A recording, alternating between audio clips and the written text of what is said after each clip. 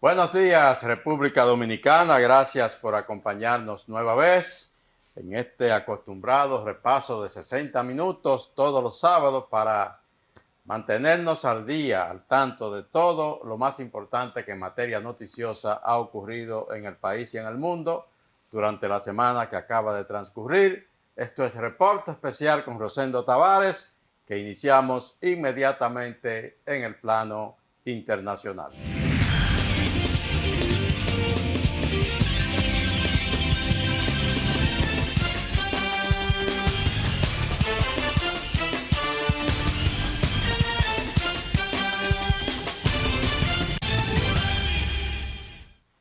Vamos a iniciar en Estados Unidos, pero con un tema que tiene que ver con Rusia. Todavía el gobierno ruso no ha entregado a sus familiares el cadáver del opositor Navalny, Alexei Navalny, que murió la semana pasada. La viuda, la hija de Navalny han estado visitando Estados Unidos. El presidente Biden las recibió a ambas en San Francisco. La ciudad de San Francisco, allá en California, esta semana, específicamente el pasado viernes, y allí el presidente Biden aprovechó la ocasión, además, para criticar la actitud del gobierno de Vladimir Putin, pero además para anunciar una serie de medidas, más de 500 medidas que se dicen son muy drásticas como castigo a Vladimir Putin y al gobierno ruso, sobre todo por la muerte del opositor.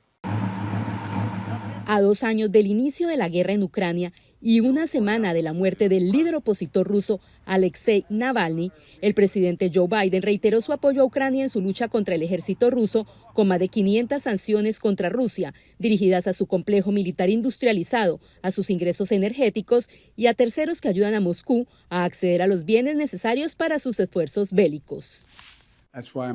Anuncio más de 500 nuevas sanciones en respuesta a la brutal guerra de conquista de Putin y a la muerte de Alexei Navalny.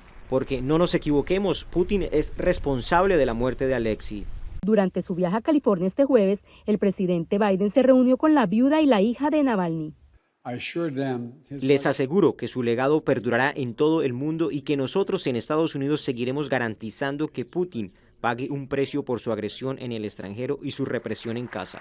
Las sanciones que serán implementadas por el Departamento del Tesoro y el Departamento de Estado incluirán medidas adicionales destinadas a castigar al Kremlin por su papel en la muerte del líder de la oposición rusa, Alexei Navalny. Rusia ha podido encontrar formas de evadir sanciones anteriores y adaptarse a ellas. El Departamento del Tesoro afina su estrategia para castigar al ejército ruso, mientras el presidente ruso Vladimir Putin felicitó este viernes a los militares por el Día del Defensor de la Patria. Hay muchos desafíos y riesgos alarmantes en el mundo moderno y, por lo tanto, el poderoso potencial y la alta preparación para el combate de nuestro ejército y nuestra marina son una garantía de la seguridad de Rusia y de su desarrollo libre y soberano. Estados Unidos y los aliados han impuesto una serie de medidas contra Rusia desde el comienzo de la guerra, incluido el bloqueo de activos financieros, la restricción de las exportaciones de alta tecnología y el establecimiento de un tope oficial al precio de venta de las exportaciones de petróleo de Rusia.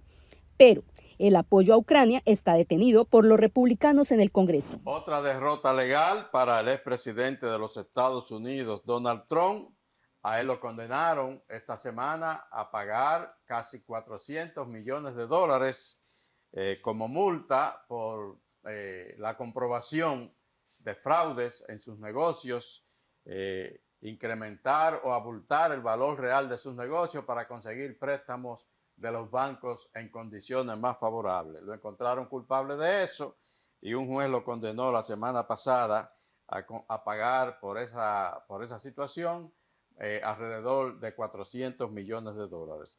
Él pidió una tregua al juez, se le solicitó al juez postergara un poco el cumplimiento del pago de esa multa, quería más tiempo, pero el juez le ha dicho que no ve ninguna razón ni le han presentado ninguna justificación para postergar esas obligaciones a las que está ahora el presidente Trump compelido. El juez que preside el juicio civil por fraude contra Donald Trump y su compañía rechazó un pedido del expresidente de postergar por 30 días el pago de la multa de más de $350 millones. El juez Arthur Engoron aseguró que los abogados de Trump no pudieron explicar ni justificar la petición.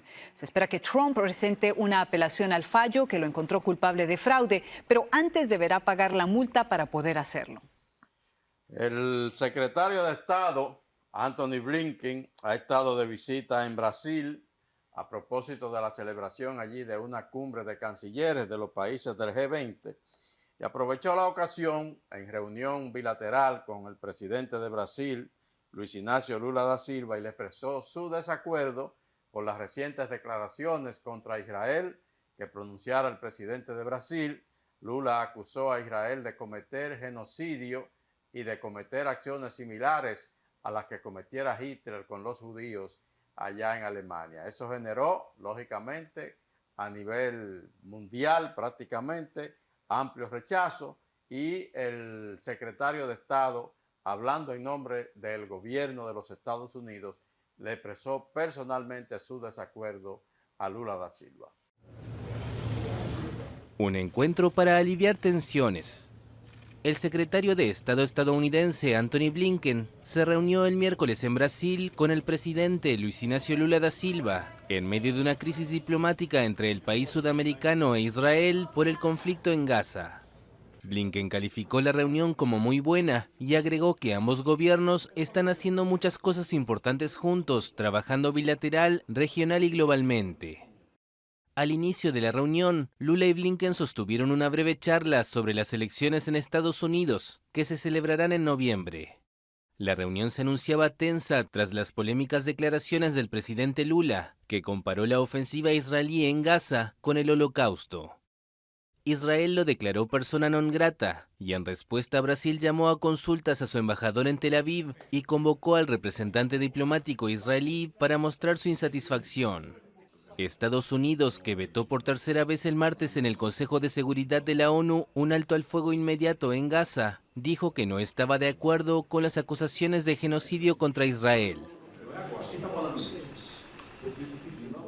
Seguimos en Estados Unidos, o volvemos a Estados Unidos porque estábamos ahora en Brasil. Otra tormenta, torrenciales aguaceros y tempestades sacuden al estado de California, creando otra vez graves daños en ese estado norteamericano. Una nueva tormenta invernal cae sobre California 2 semanas después de que otro sistema de tormentas descargara fuertes precipitaciones que dejaron récords históricos. La alerta es máxima en el Centro de Operaciones de Emergencia de Los Ángeles, que anticipa que lo peor está todavía por llegar. Sí se espera que va a haber continua caída de lluvia en gran cantidad, lo que quizás recibimos en todo un año se va a recibir en una sola noche. Las imágenes muestran la magnitud de las inundaciones hasta el momento. Calles convertidas en ríos y servicios de emergencia trabajando sin descanso para evitar males mayores. Por esa razón hemos preparado personal adicional para hacer rescates acuáticos, rescates técnicos, rescates vía helicóptero. La cantidad de lluvia caída en las últimas horas obligó a cerrar temporalmente el aeropuerto de Santa Bárbara. Y es que, según la Oficina Nacional de Administración Oceánica y Atmosférica, las condiciones húmedas de las últimas semanas hacen que menos cantidad de lluvia pueda provocar más daños. Hemos visto precipitaciones superiores a lo normal. Eso da como resultado condiciones de suelo más húmedas y hace que esas áreas sean más vulnerables a las fuertes lluvias adicionales que esperamos. Hoy, 24 de febrero, se cumplen precisamente 2 años de que el primer tanque ruso cruzó la frontera de Ucrania y se inició una invasión que se suponía que sería breve, que Rusia iba a dominar, iba a predominar sin ningún tipo de problema sobre Ucrania, que los soldados ucranianos iban a salir huyendo, que el presidente Volodymyr Zelensky también iba a salir huyendo y que Rusia iba a instalar en Ucrania a un gobierno que le fuera complaciente. Eso no ha ocurrido. Como dijimos, hoy se cumplen 2 años. La guerra comenzó bien para Ucrania, con la asistencia militar y económica de Occidente, sobre todo de Estados Unidos, pero en los últimos tiempos ha comenzado esa ayuda a dificultarse, sobre todo por la división política predominante en Estados Unidos entre republicanos y demócratas, que ha comenzado a dilatar esa ayuda norteamericana. Y hoy se llega al segundo aniversario de la guerra con una Ucrania que está siendo asediada de manera muy importante ahora por Rusia, que está a la ofensiva. Este es el balance que hace, por ejemplo, la agencia EFE sobre la situación de la guerra.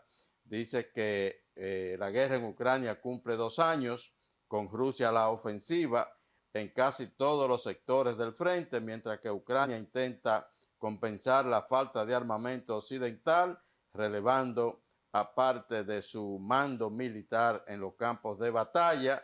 Dice que es una maniobra de resultado incierto. Si el primer aniversario de la contienda fue positivo para el presidente ucraniano Zelensky, el segundo llega lleno de dudas para Kiev, que ha decidido apostar a la defensa estratégica ante la superioridad enemiga en hombres y munición. Esa es la situación de la guerra a este momento.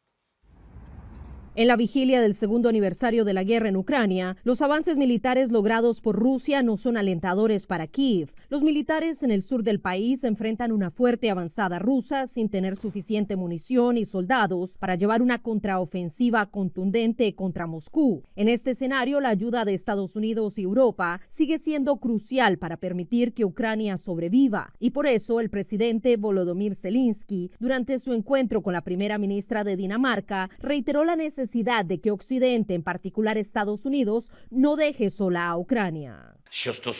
En cuanto a la ayuda de Estados Unidos, los consideramos nuestro socio estratégico y líder mundial en ayuda y por lo tanto esperamos que nosotros, junto con nuestros socios, hagamos todo lo posible para garantizar que la decisión de Estados Unidos sea positiva. Dinamarca y otros países europeos han expresado su intención de acelerar el proceso para abastecer militarmente a Kiev. Entre tanto, el panorama estadounidense es incierto debido a la división en el Congreso. Una delegación de senadores demócratas liderados por Chuck Schumer llegaron a Ucrania este viernes para reiterar su apoyo al pueblo ucraniano. Cuando regresemos a Washington, dejaremos claro al presidente Johnson y a otros en el Congreso que están obstruyendo el apoyo militar y económico, exactamente lo que está en juego aquí en Ucrania y para el resto de Europa y el mundo libre. Entre tanto, en el frente de batalla, la victoria de Rusia en Avdiivka ha llevado al Kremlin a intensificar sus ataques. La noche del jueves, según las autoridades ucranianas, sus defensas aéreas derribaron 23 de los 31 drones lanzados por Rusia en 5 regiones. Sin embargo, misiles rusos en Odessa causaron la muerte de 3 civiles, mientras en Dnipro un dron ruso impactó un edificio de apartamentos, hiriendo al menos a 8 personas, y podría haber varias personas más enterradas entre escombros, donde se adelantan operaciones de rescate, según el gobernador de la región de Dnipropetrovsk. Bajamos a la otra guerra, la de Gaza. Hamás, Israel, Estados Unidos ha vetado dentro del marco del Consejo de Seguridad de las Naciones Unidas una nueva resolución de la ONU que pide un cese al fuego inmediato en Gaza. Estados Unidos vetó el martes en la ONU una resolución que pedía el alto el fuego inmediato en la franja de Gaza. Washington utilizó su derecho de veto como miembro permanente del Consejo de Seguridad para impedir la aprobación de una propuesta impulsada por Argelia. La delegación estadounidense defendió un borrador alternativo que enfatiza el apoyo a un alto el fuego temporal entre Israel y Hamás después de semanas de negociaciones que no han logrado un acuerdo de tregua. El movimiento islamista en el poder en Gaza consideró que la postura de Washington daba luz verde a más masacres en el territorio palestino. El Programa Mundial de Alimentos de la ONU anunció que suspenderá la distribución de ayuda, luego de que sus camiones fueron rodeados por una multitud de personas hambrientas y saqueados, antes de ser blancos de disparos. Más de 4 meses después del inicio del conflicto, unos 2.200.000 habitantes de Gaza están al borde de la hambruna, según estimaciones de la ONU. La presión internacional crece sobre Israel para que se abstenga. Seguimos ahí en Israel, Gaza. El Parlamento de Israel se ha expresado esta semana. Una de las condiciones que están tratando sobre todo los países occidentales de conseguir en medio de las negociaciones para poner fin a la guerra en Gaza es conseguir que se establezca finalmente un Estado palestino. Pero Israel lo rechaza rotundamente y el Parlamento de ese país rechazó por amplia mayoría que se reconozca al Estado palestino. Las sesiones a lo largo de toda la semana y está teniendo lugar a petición de la Asamblea General de Naciones Unidas. En la sesión de este lunes, el representante palestino solicitó al tribunal que declare ilegal la ocupación israelí. Por su parte, la delegación israelí respondió que no reconoce la legitimidad del debate celebrado en la Corte. Israel rechaza categóricamente los dictados internacionales sobre un acuerdo permanente con los palestinos. El acuerdo solo se logrará mediante negociaciones directas entre las partes. Israel seguirá así oponiéndose al reconocimiento unilateral de un Estado palestino. Volvemos a Brasil, el marco de la cumbre de cancilleres del G20. Ya relatábamos que se reunió el secretario de Estado norteamericano con el presidente Lula da Silva. Lula también recibió al canciller ruso Sergei Lavrov, con quien sostuvo también un encuentro. A propósito de Lavrov y de esa cumbre de cancilleres, el canciller británico David Cameron aprovechó allí en un encuentro con el canciller ruso y lo confrontó con respecto a la situación de la reciente muerte del señor Alexei Navalny, el opositor ruso que falleció en una cárcel la semana pasada.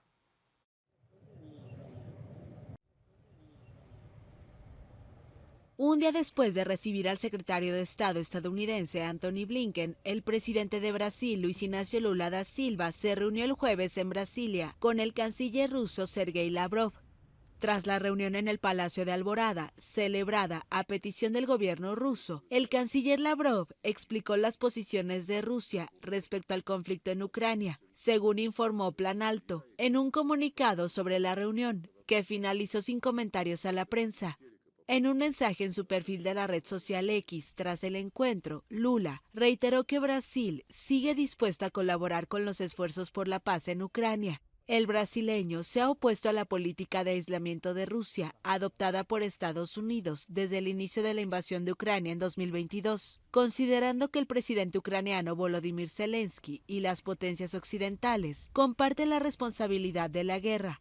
Lavrov llegó a Brasilia tras participar en la reunión en Río de Janeiro de los ministros de Asuntos Exteriores del G20, presidida este año por Brasil. Seguimos en Brasil. El secretario de Estado Antony Blinken, aprovechó la presencia allá en Brasil para reunirse con representantes del gobierno haitiano, con representantes de la ONU y representantes de otros organismos para enviar un mensaje con respecto a la delicada situación que vive Haití. Blinken está presionando para el envío de una fuerza multinacional y pidió elecciones democráticas en Haití para lograr la estabilidad de ese país. Antes de llegar a Argentina, Blinken participó en una reunión en Brasil con sus homólogos del Grupo G20, en donde participaron además de Brasil, representantes de varios países, entre ellos Canadá, Kenia y Haití, así como una delegación de las Naciones Unidas. Blinken apeló por enviar fuerza policial multinacional a Haití, un país azotado por la violencia y que atraviesa una grave crisis política y humanitaria. El secretario de Estado aseguró que Estados Unidos podría aportar unos $200 millones a esta fuerza. En octubre, el Consejo de Seguridad de la ONU acordó enviar una misión multinacional encabezada por Kenia a Haití, pero un tribunal de Nairobi bloqueó a finales de enero el envío previsto de 1,000 agentes de policía kenianos. El gobierno del país africano anunció que impugnaría esta decisión. Según estimaciones recientes, la fuerza multinacional debería contar con al menos 2.500 integrantes. Tuvimos una reunión con más de una docena de países, cada uno de los cuales está contribuyendo o planea seguir contribuyendo significativamente a esta misión con personal, equipo, capacitación y recursos financieros. Y creo que hoy tuvimos al menos otros 120 millones de dólares comprometidos con ese esfuerzo. Durante la reunión en Río, Canadá, Benín, Francia, Alemania y Jamaica anunciaron contribuciones financieras o de personal, según un comunicado de prensa del Departamento de Estado. Vamos a México, donde el presidente Andrés Manuel López Obrador ha calificado públicamente al periódico New York Times de los Estados Unidos, probablemente el periódico más importante de Estados Unidos y podríamos decir que hasta del mundo. López Obrador, con relación a un reportaje que se proponía publicar en New York Times, y a él se le cuestionó antes de publicar el reportaje. Es un reportaje que tiene que ver con supuestos aportes del narcotráfico a las campañas de Andrés Manuel López Obrador, y el New York Times quiso consultarlo a él, pedir su opinión antes de publicar el reportaje. Pues López Obrador, en sus acostumbradas ruedas de prensa de todos los días a las 7 de la mañana, antes de que el New York Times publicara, él, bueno, pues públicamente mostró el cuestionario que le enviaba al New York Times y acusó a ese periódico de ser un paquín inmundo. Un paquín inmundo, dice López Obrador, que es el New York Times. Buenos días. El presidente de México justificó el viernes haber filtrado el número telefónico de una periodista del diario The New York Times. Andrés Manuel López Obrador leyó el jueves el número de la reportera, quien publicó una nota sobre supuestos vínculos de allegados al mandatario con narcotraficantes. Él tiene derecho, ella tiene derecho a calumniarme, a mí, a mi familia, a mis hijos, pero además, sin una prueba. The New York Times consideró que la filtración supone una táctica preocupante e inaceptable en momentos en que aumentan las amenazas contra los periodistas en México, un país donde 149 comunicadores han sido asesinados desde el año 2000. Organizaciones defensoras de la libertad de expresión criticaron que el mandatario no se hubiera disculpado. No. Aquí no se puede insultar. No se puede calumniar al presidente de México. Según The New York Times, una investigación de funcionarios estadounidenses descubrió información que señalaba posibles vínculos entre miembros de cárteles y funcionarios y asesores cercanos a López Obrador, antes de ser presidente y ya en el poder. Sin embargo, subrayó que Washington nunca abrió una investigación formal y que la indagación al final fue archivada. Otros dos reportajes similares salieron en las últimas semanas en medios internacionales, basados en fuentes anónimas estadounidenses, lo que López Obrador atribuye a un intento por descarrilar la candidatura de la oficialista Claudia Sheinbaum, favorita para las elecciones presidenciales de junio. La Casa Blanca reaccionó indicando que oficialmente el gobierno de los Estados Unidos, el gobierno de los Estados Unidos no tiene una investigación sobre vínculos de López Obrador o la campaña de López Obrador con el narcotráfico, pero eso es lo que dice la Casa Blanca. La Casa Blanca no desmiente la investigación que estaría realizando el New York Times. Lo que ellos hacen es que no la confirman. Hay que decir que el accionista mayoritario del periódico New York Times es el señor Carlos Slim, mexicano, uno de los hombres más ricos del mundo, y es el principal accionista del diario el New York Times, el que ahora dice López Obrador que es un pasquín inmundo. Nos vamos a Chile. La justicia chilena ordenó reabrir el caso de Pablo Neruda para esclarecer las causas de su muerte. La justicia chilena ordenó reabrir la investigación sobre las causas de la muerte de Pablo Neruda. La Corte de Apelaciones revocó el cierre del caso, dispuesto en diciembre por la jueza Paola Plaza, y dio paso a nuevas indagatorias y pericias. El recurso de apelación había sido interpuesto por los sobrinos de Neruda y por el Partido Comunista, donde militaba el poeta, ganador del Premio Nobel de Literatura en 1971. Neruda falleció a los 69 años, el 23 de septiembre de 1973, apenas 12 días después del golpe de Estado en Chile. La investigación judicial sobre su muerte comenzó luego de que en 2011 su exchofer Manuel Araya relatara a la prensa que el escritor pudo ser envenenado por la dictadura de Augusto Pinochet.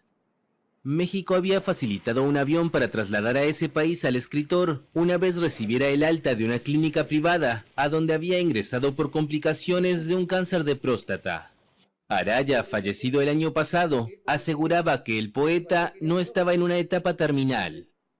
Entre las diligencias ordenadas por la justicia está un nuevo peritaje caligráfico respecto del certificado de... Seguimos en Sudamérica, vamos a Colombia, bajo altas medidas de seguridad. La Corte Suprema de ese país, de Colombia, elige a un nuevo fiscal general de la República.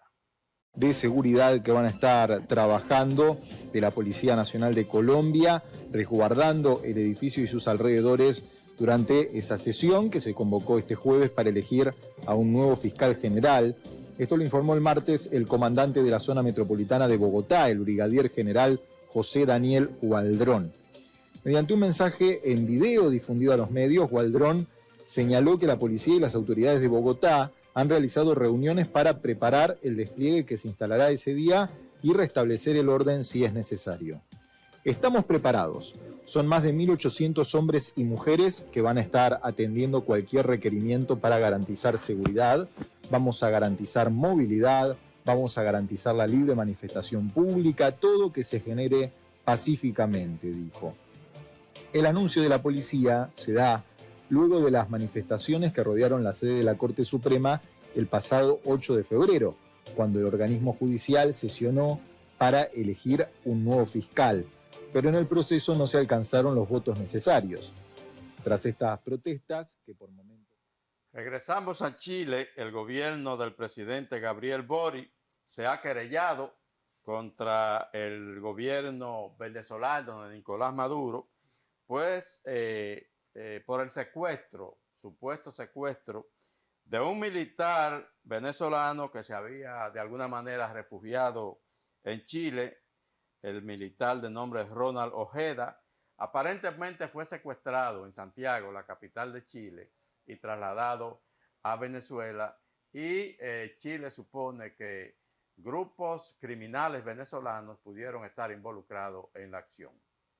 2021, y así contaba Noticias Caracol la trama detrás del secuestro de Franklin Caldera, ex primer teniente del ejército de Venezuela, raptado en Cúcuta, Colombia. Hoy preso en su país, su familia siempre ha apuntado a quienes estarían detrás del hecho, la Dirección General de Contrainteligencia Militar venezolana. Mi hijo fue secuestrado en territorio colombiano por un grupo fuertemente armado del ELN, acompañado por funcionarios de la DGCIN. Desertor en 2019, acusado de participar en la Operación Aurora, una sublevación militar contra el régimen de Nicolás Maduro. A raíz de lo ocurrido en Chile, su caso cobra vigencia. Lo agarraron el DGCIN y se lo llevaron secuestrado a Venezuela. Lo montaron en una avioneta en Táchira hasta Caracas. Pese a que el secuestro del también exmilitar Ronald Ojeda en nuestro país se encuentra en plena investigación, no pocos apuntan a que pueda tratarse de un hecho similar a lo ocurrido en Colombia. El gobierno se coloca en todas las hipótesis. Vamos al vecino Haití. Renunció de su cargo el representante o embajador de Haití ante la Organización de los Estados Americanos, el señor León Charles, que es el ex jefe de la Policía Nacional Haitiana, y que una investigación o un juez de Haití acaba de implicarlo como uno de los principales responsables del asesinato del presidente Jovenel Moïse. En esa acusación incluyen también a Martínez Moïse, la viuda del presidente Jovenel, pero además al ex primer ministro de Haití, el señor Claude Joseph. Presidente de ese país. Recordemos que dio un giro cuando se ha imputado a la mujer justamente o a la viuda del expresidente en el magnicidio. En el día de hoy se conoció que el representante permanente de Haití ante la Organización de los Estados Americanos, Leon Charles, presentó su dimisión al cargo después de haber sido imputado en el asesinato en 2021 del presidente Jovenel Moïse.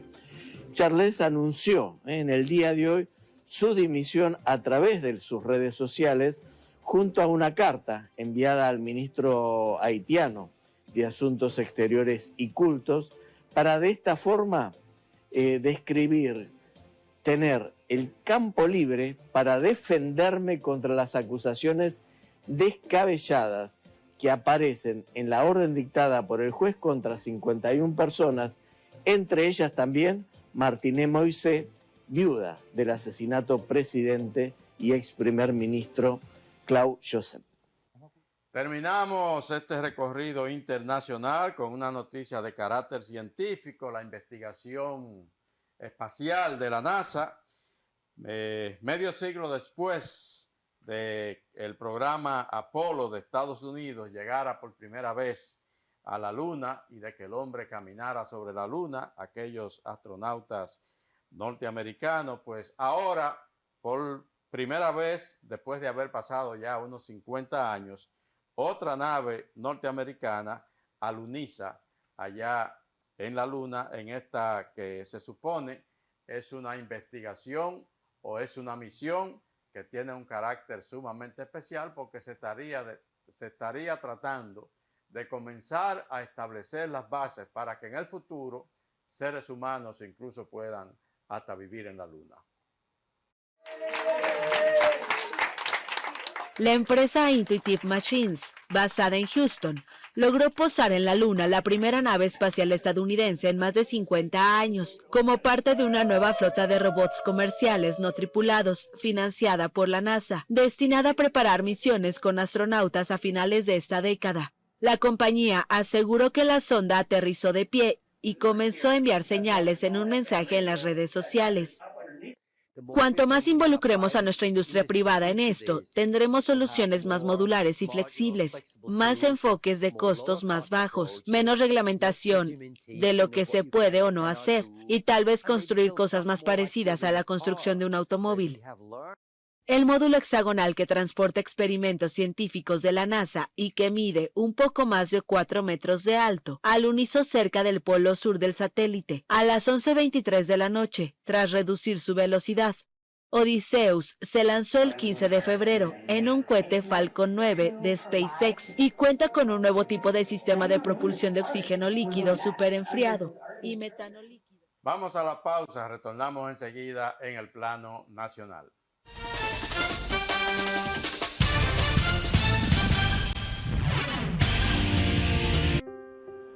Yo soy Roberto Otro, pero todos me conocen por mi apellido Otro. Déjalo ahí, que otro lo recoja. Por algún motivo, siempre quieren que yo ayude. Claro. Otro la paga.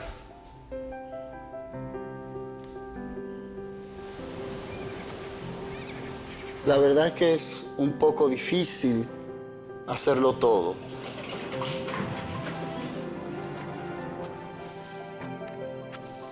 Es como si nadie más quisiera ayudar.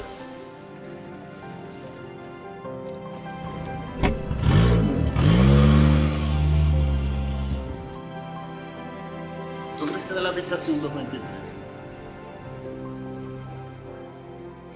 Para comerte mejor, dijo el lobo. ¿Que por qué me esfuerzo tanto para lograr todo esto? Porque alguien tiene que hacerlo. No se preocupe, yo lo recojo. Pero creo que las cosas van mejorando. Si no dejamos todo a otro, podemos tener un futuro mejor. Banco BHD, el futuro que quieres.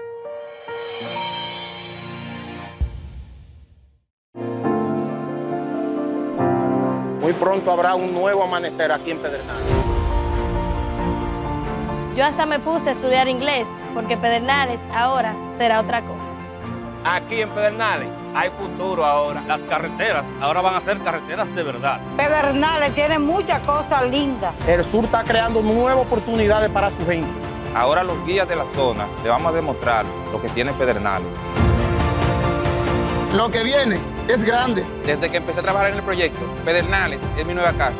Ahora hasta mis primos quieren volver de la capital. Pedernales hace años que se merecía esto. Nunca me imaginé que en Pedernales iba a emprender el negocio que siempre soñé. Llegó la hora de que el pueblo de Pedernales se desarrolle. Juntos podemos más. Yo amo a Pedernales. Ahora sí. Fideicomiso Propedernales, cambiando el sur, aportando al futuro de su gente. Conoce más en www.propedernales.do. En estos 3 años, el Infoté se ha expandido donde vive la gente. Se ha pasado de 7 a 36 centros tecnológicos. Es decir, estamos llegando a todas las provincias del país. Se han capacitado 3.468 profesores. Se han estructurado 21 familias profesionales. Y el Infoté ha atendido a 9.000 empresas en servicios directos. También se otorgaron 2 millones de certificados a técnicos auxiliares y técnicos de salida plena, profesionales para la productividad. Estamos creciendo. En el Ministerio de la Vivienda y Edificaciones hacemos mucho más que viviendas. Construimos el futuro de muchos dominicanos. Construimos empleos y prosperidad. Construimos salud. Construimos educación. Construimos entornos amigables y sociales.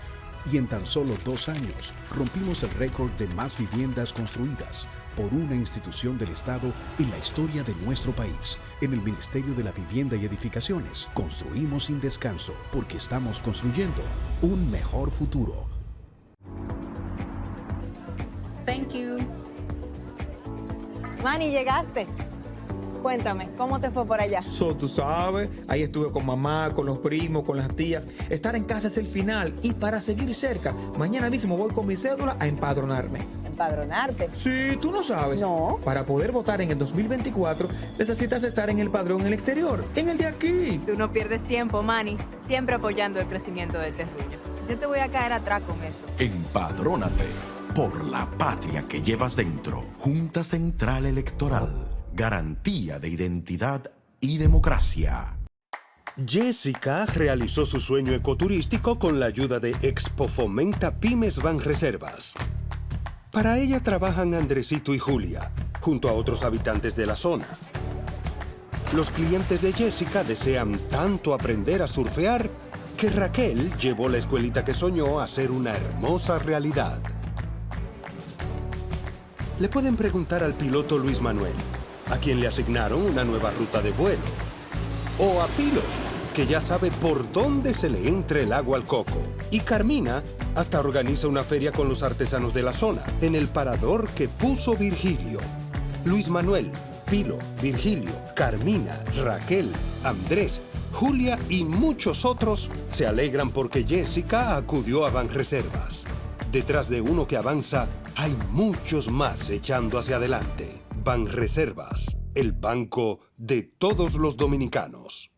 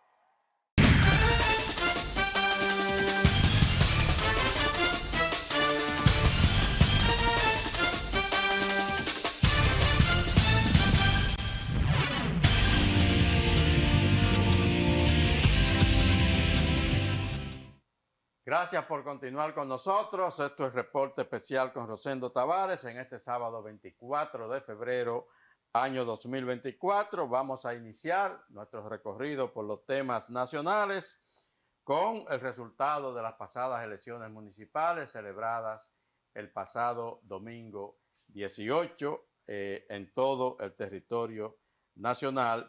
Un resultado sumamente favorable para el partido de gobierno, el Partido Revolucionario Moderno, pero que ha sido ampliamente cuestionado por los partidos de la oposición que acusan al gobierno de hacer un uso abusivo de los recursos del Estado, pero que además dicen que fue una elección casi ilegítima en función de la gran abstención que se produjo en todo el país. Vamos a ver un reporte sobre el resultado de estas elecciones. Así lo informó el presidente de la Junta Central Electoral, Román Jaques Liranzo, quien aseguró que sobre el proceso de revisión de votos nulos u observados resta apenas el 10%. Viento en popa, más del...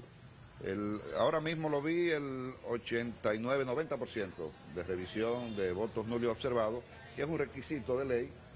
Incluso hay algunos delegados de partidos políticos que entienden que ya no es necesario, pero la ley ordena que se revisen todos los votos nulos, todos, y ya está en un 90%.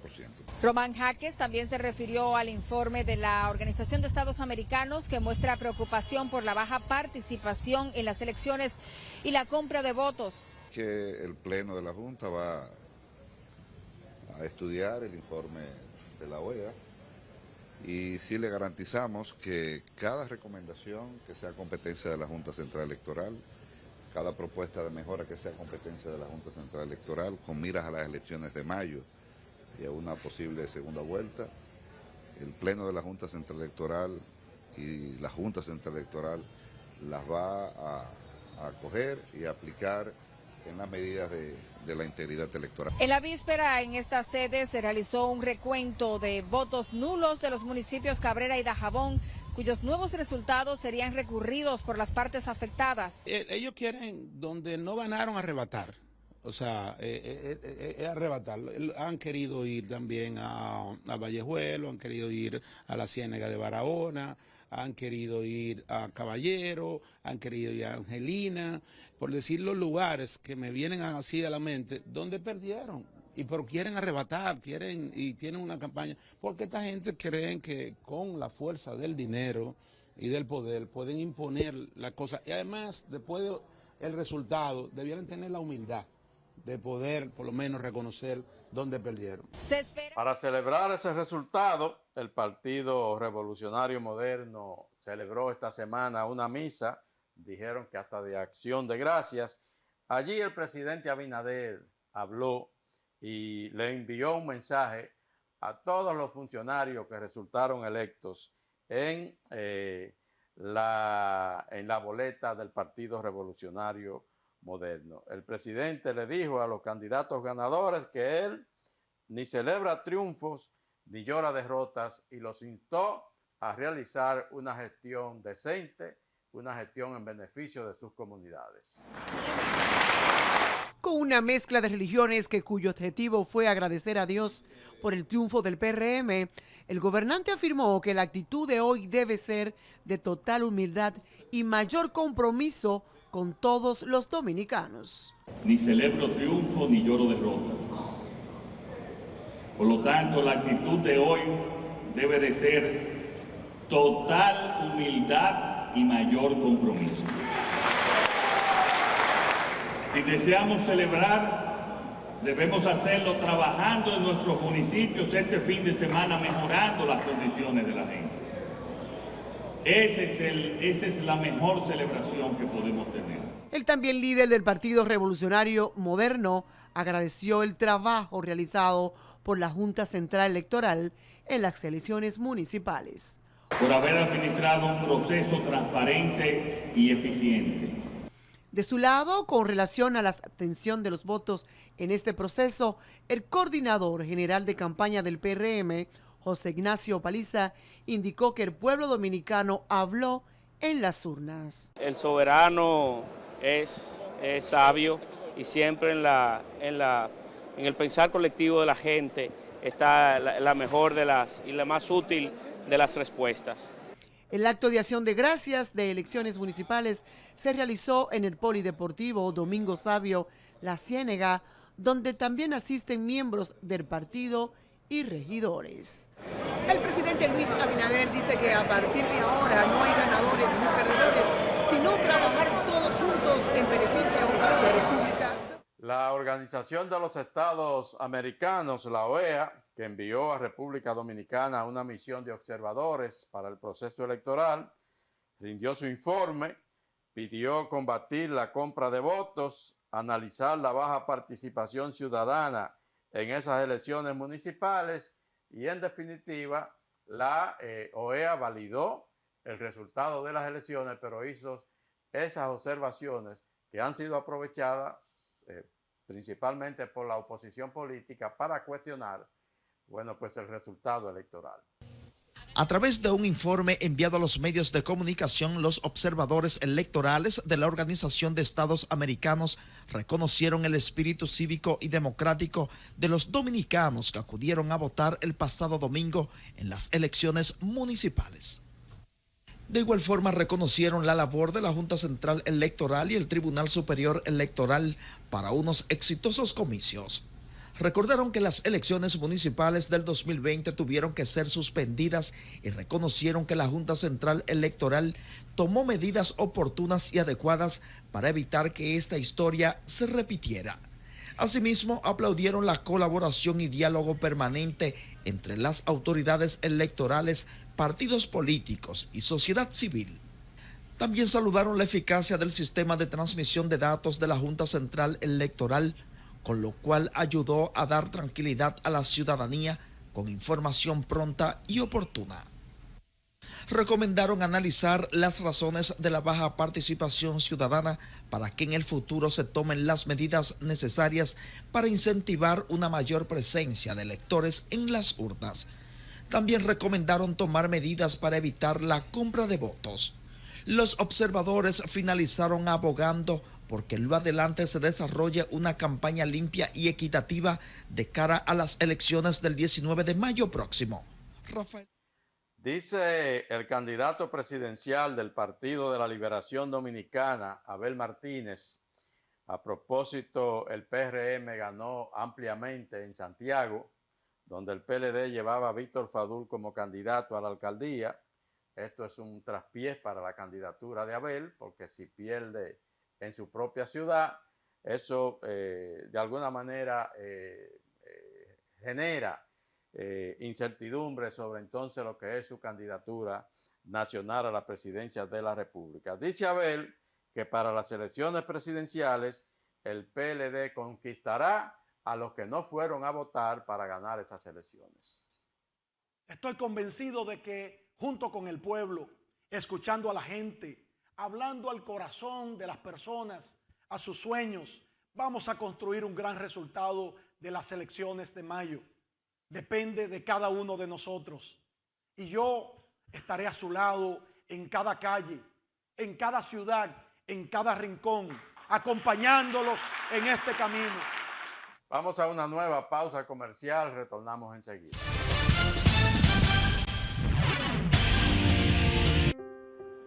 Yo soy Roberto Otro, pero todos me conocen por mi apellido Otro.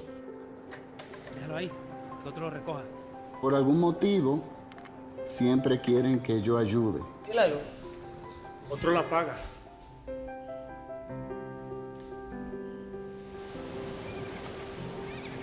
La verdad es que es un poco difícil hacerlo todo.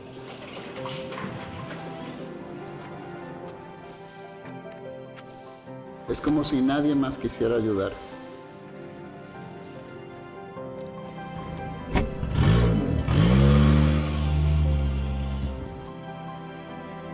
¿Tú crees que de la habitación 223? Para comerte mejor, dijo el lobo. ¿Que por qué me esfuerzo tanto para lograr todo esto? Porque alguien tiene que hacerlo. No se preocupe, yo la recojo. pero creo que las cosas van mejorando. Si no dejamos todo a otro, podemos tener un futuro mejor. Banco BHD, el futuro que quieres.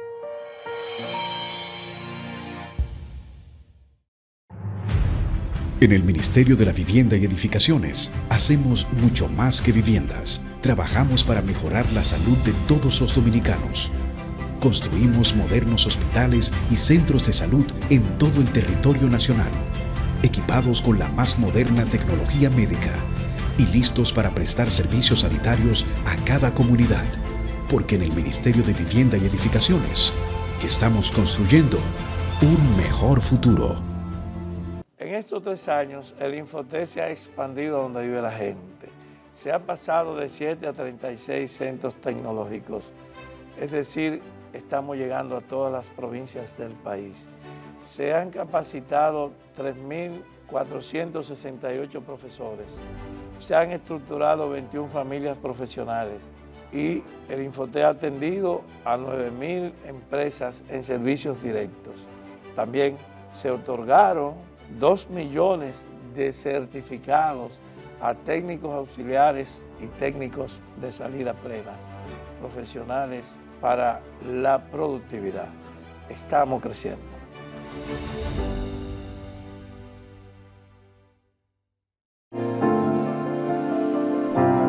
Muy pronto habrá un nuevo amanecer aquí en Pedernales. Yo hasta me puse a estudiar inglés, porque Pedernales ahora será otra cosa. Aquí en Pedernales hay futuro ahora. Las carreteras ahora van a ser carreteras de verdad. Pedernales tiene muchas cosas lindas. El sur está creando nuevas oportunidades para su gente. Ahora los guías de la zona le vamos a demostrar lo que tiene Pedernales. Lo que viene es grande. Desde que empecé a trabajar en el proyecto, Pedernales es mi nueva casa. Ahora hasta mis primos quieren volver de la capital. Pedernales hace años que se merecía esto. Nunca me imaginé que en Pedernales iba a emprender el negocio que siempre soñé. Llegó la hora de que el pueblo de Pedernales se desarrolle. Juntos podemos más. Yo amo a Pedernales. Ahora sí. Fideicomiso Pro Pedernales, cambiando el sur, aportando al futuro de su gente. Conoce más en www.propedernales.do. El domingo 18 de febrero en la República Dominicana se celebran las elecciones municipales. En el municipio, las alcaldías y regidurías, y en el distrito municipal, dirección y vocalías. Y recuerda que solo puedes votar en el colegio electoral que te corresponde desde las 7 de la mañana hasta las 5 de la tarde. Para esto, debes llevar tu cédula de identidad y electoral, presentarla para verificar la presencia en el padrón y luego te entregarán 2 boletas electorales, firmadas y selladas, una para que elijas la alcaldía y otra la regiduría de tu preferencia. Si es para un distrito municipal, será una boleta para la dirección y otra para la vocalía. Cuando llegues al podio de votación, marcarás con una X, raya o cruz sobre la imagen de tus candidaturas de elección. En el caso de la alcaldía, marcas el partido de tu preferencia. Si es regiduría, marca sobre la fotografía de un candidato o candidata para ejercer el voto preferencial. Después, dobla las boletas y deposítalas en las urnas correspondientes. Al concluir, firmas el padrón e intintan tu dedo, recibes de vuelta tu cédula y sales del recinto electoral. Es fácil y sencillo. Vota por ti y la democracia. Junta Central Electoral. Garantía de identidad y democracia. Jessica realizó su sueño ecoturístico con la ayuda de Expo Fomenta Pymes Banreservas. Para ella trabajan Andresito y Julia, junto a otros habitantes de la zona. Los clientes de Jessica desean tanto aprender a surfear que Raquel llevó la escuelita que soñó a ser una hermosa realidad. Le pueden preguntar al piloto Luis Manuel, a quien le asignaron una nueva ruta de vuelo. O a Pilo, que ya sabe por dónde se le entra el agua al coco. Y Carmina hasta organiza una feria con los artesanos de la zona, en el parador que puso Virgilio. Luis Manuel, Pilo, Virgilio, Carmina, Raquel, Andrés, Julia y muchos otros se alegran porque Jessica acudió a Banreservas. Detrás de uno que avanza, hay muchos más echando hacia adelante. Banreservas, el banco de todos los dominicanos.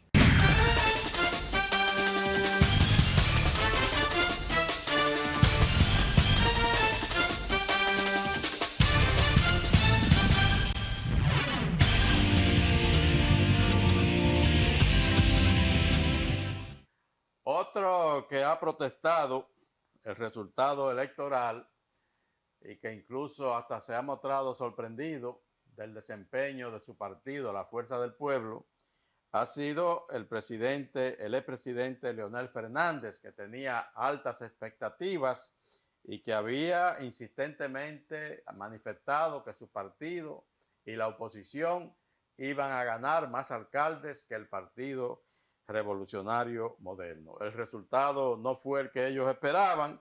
Leonel habló el jueves al país y ha acusado al gobierno de diseñar una estrategia para provocar la abstención en esas elecciones. Dice Leonel que el que ganó las elecciones fue el partido de los que no votaron, el partido de los que se abstuvieron. Una alocución transmitida por diferentes medios de comunicación, el expresidente Fernández aseguró que el gobierno utilizó la abstención como estrategia debido a que existe un malestar en la sociedad dominicana. Y hemos llegado a la conclusión de que una de ellas se debió a que desde las alturas del oficialismo se diseñó una estrategia orientada precisamente a provocar la abstención electoral, en perjuicio de nuestro partido y de otras organizaciones de oposición.